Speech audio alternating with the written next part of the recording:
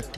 Congratulations! They just announced you won the vote here this week. Well, yeah, no, it was a very good weekend, and now the real vote. The real vote is in counts. June, right? So 3 million folks that we have to go out there, Democrats up and down the state, and if we win the primary, we're going to have a very tough election. All Democrats up and down the state cannot take anything for granted, and we got to reach out and get those independents, and not just preach to our base, but make a case that that this state needs to be brought together with good ideas, new ideas. There's word that 300 of the 1,900 delegates didn't even bother to vote this weekend. How are we going to get the rest of the Democrats out? Yeah, it's absolutely right. But remember, it's not, you get people out by being excited.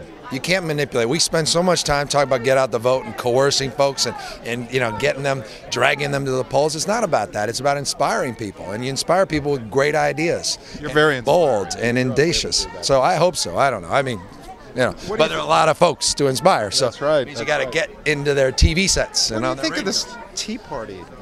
I think at our peril we dismiss it completely, because look, one thing I know as a Democrat, we're always about getting people out there and going out and expressing ourselves.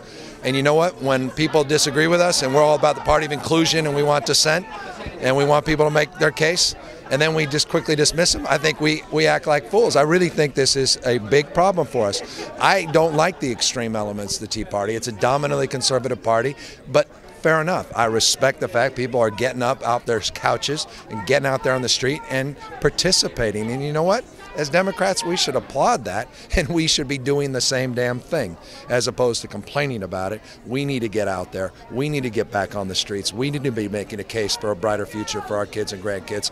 And I think we've got to just grow up with respect and get ahead of this movement by moving forward as opposed to just sitting back, pointing fingers and blaming everybody. Last thing, on Thursday, President Obama extended a directive to Health and Human Services to grant gays and lesbians more visitation rights. You've been a leader in this area. You know, it was significant. Look, President Obama has done more for gay lesbian rights than any other president in history. But let me say this. I gotta say this lovingly, and I'm a huge supporter. The idea that was a big deal is offensive to me. The idea that someone who loves someone else, that it was a huge national story, could be there with their loved one on their deathbed as if they were given something, as if it was an extraordinary thing that we have done to give someone something that the rest of us take for bloody granted, is still offensive to me.